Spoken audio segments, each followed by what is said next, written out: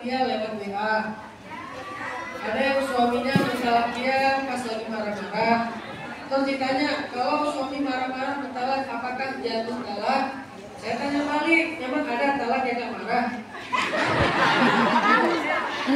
Ya, talak ya.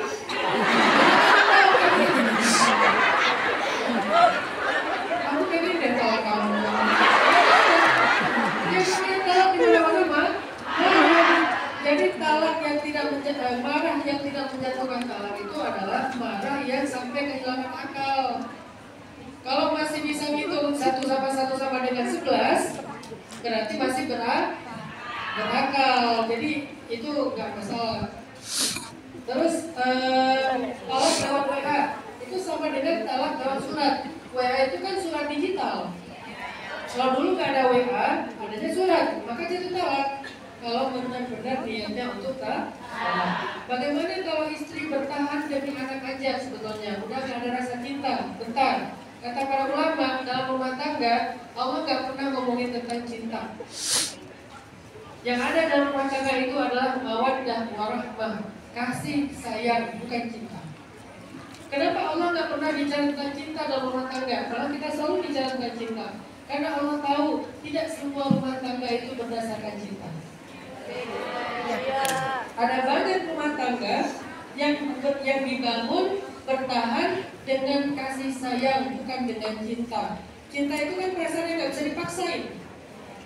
Kayak ada klipnya gitu. Ini nggak klik dengan pasangannya, tapi dia sayang, dia kasihan, dia sayang kepada pasangannya sehingga dia bertahan, sehingga dia memberikan hak, sehingga rumah tangga mereka menjadi nyaman, bahagia. Walaupun modalnya bukan cinta, tapi modalnya kasih dan sayang. Jadi nggak apa-apa kalau salah satu di antara bentuk kasih sayang itu mampu mempertahankan rumah tangga kita. Salah satunya apa? Anak. Nggak apa-apa banget. Dan itu nggak zalim. Sambil meminta kepada dia, wadud, beri kami mawaddah, warahmah, dan seterusnya. Kan nggak bisa sekaligus. Ada lagi yang menanyakan suaminya, bagaimana kalau misalnya suami kita tuh suka marah-marah, apakah kita bertahan aja atau boleh nggak kalau kita berpikir untuk minta tolong? Kalau marah-marah doang mungkin masih bolehlah kita belajar sabar. Tapi kalau udah KDRT, kalau udah mulai fisik, kalau udah menyakiti, menzalimi secara membabi buta, maka pilihannya kembali kepada perempuannya. Dia berhak untuk meminta perlindungan dengan cara berpisah, atau juga dia bisa bertahan, dan itu kembali kepada dia. Ini tentang orang tua. Bagaimana cara menyikapi ibu yang selalu minta dibiayai umroh? Sementara itu saya harus menabung dulu, dikarenakan pendengar itu saya sepertinya harus mudah keinginan menikah. Bagaimana pandangan Ustaz? Kalau menikahnya kita itu sudah menjadi kebutuhan yang sangat darurat, maka dahulukan yang darurat atas yang sunnah. Umroh adalah sunnah. Menikah wajib bagi sebagian orang, sunnah bagi sebagian lain, haram bagi sebagian yang lain. Tergantung niatnya. Kalau dia udah takutnya kalau nggak menikah malah berbuat zina, kalau nggak menikah nanti pacarannya terusan, maka menikah menjadi wajib. Maka dahulukan yang wajib atas yang sunnah. Insya Allah walaupun ibu kecewa itu tidak termasuk durhaka. Kenapa? Karena sesuai dengan agama Allah, syariat Allah. Tinggal gimana cara memahamkan ibu baik-baik. Bagaimana menyikapi ibu? Ini juga ya. Yang patriarki, artinya yang selalu membenarkan laki-laki, kalau perempuan selalu salah. Suruh ngaji ibu ya. Suruh ngaji. Karena Nabi SAW itu paling sayang kepada Sayyidah Fatimah, anak perempuannya, dan selalu mendengar pendapat Fatimah. Nabi mendengar pendapat Aisyah, Nabi mendengar pendapat Khadijah, dan semua itu adalah perempuan. Tapi dengar pendapat mereka, Nabi sayang kepada mereka, Nabi tunaikan hak mereka. Ada bedanya seperti Nabi juga mendengar pendapat laki-laki. Jadi ini bukan tentang gender, ini tentang kebijaksanaan. Apa itu?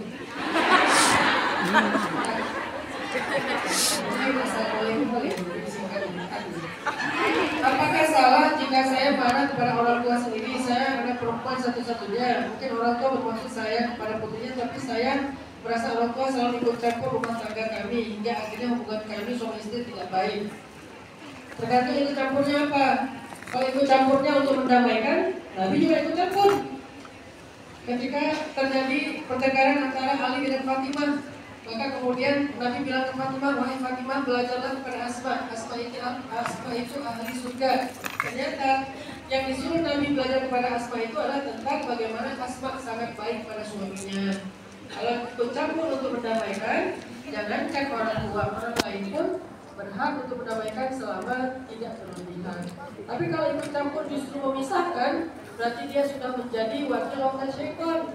Karena salah satu di antara amalan syaitan yang paling dia suka adalah ma yufarriqu bainal mar'i wa zawji, memisahkan laki-laki dengan istrinya. Tergantung dia ikut campur untuk memisahkan atau untuk menyambung.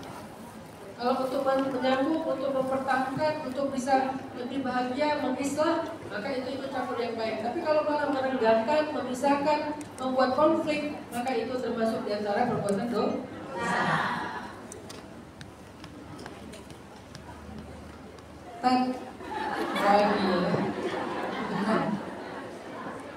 Apakah saya durhaka? Dibesarkan ayah hingga pernikahan saya dari hasil taruhan. Jadi biaya pernikahannya dari hasil taruhan. Ini kali ya, judi online mungkin ya. Terus saat ini di rumah saya diolok-olok dan dibanding-bandingkan dengan anak orang lain. Sekarang saya bekerja di sini, orang tua meminta saya pulang karena bapak tidak sanggup merawat ibu. Jika saya pulang, bagaimana dengan masa depan saya dan keluarga baru saya?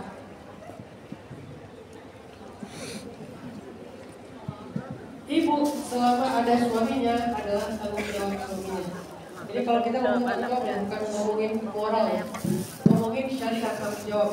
Istri tanggung jawab suaminya, anak tanggung jawab orang tuanya, perempuan tanggung jawab laki-laki, dan seterusnya. Setiap kalian adalah pemimpin, setiap pemimpin adalah bertanggung jawab dan seterusnya.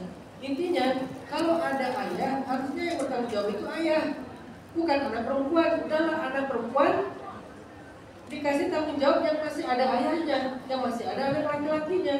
Ini udah kayak kebalik-balik ini pola-pola syariat dalam menerapkan rumah tangga. Makanya kita perlu belajar lagi tentang syariat keluarga. Ada wali, dan wali itu ada tingkatan-tingkatan. Di kita itu kan kalau udah waris baru datang semuanya ya. Kalau udah masalah pembagian warisan, semuanya berarti saudara. Beres warisan nggak ada yang kenal lagi. Nah ini masalah kita. Jadi tanggung jawab orang tuanya, tanggung jawab suaminya sebetulnya. Tapi kalau bicara moral, nanti disampaikan gimana caranya mengambil jalan tanpa mengorbankan keluarga baru kita, tapi juga jangan sampai mengecewakan atau menjelaskan gitu. Maka misalnya sebagian dari rezeki kita kirim untuk minta tolong siapa, merawat ibu misalnya, atau bantuin ayah, bagaimana, pasti ada janji. Ustaz, gimana caranya menyaur utang orang tua? Padahal udah nggak tahu lagi berapa angkanya. Caranya adalah coba diskusikan atau komunikasikan dengan orang-orang yang dipercaya oleh orang tua kita. Biasanya mereka lebih tahu tentang masalah ini. Misalnya adiknya, saudaranya, sahabatnya. Biasanya sedikit demi sedikit akan terbuka. Walaupun mungkin kita nggak tahu akan terbuka semua atau enggak. Kata kuncinya adalah komunikasi. Ustaz minta doanya, kalau doa insya Allah nanti semua kita doain. Ada yang ayahnya baru meninggal hari ini, jadi kita doain juga ya. Yang terakhir,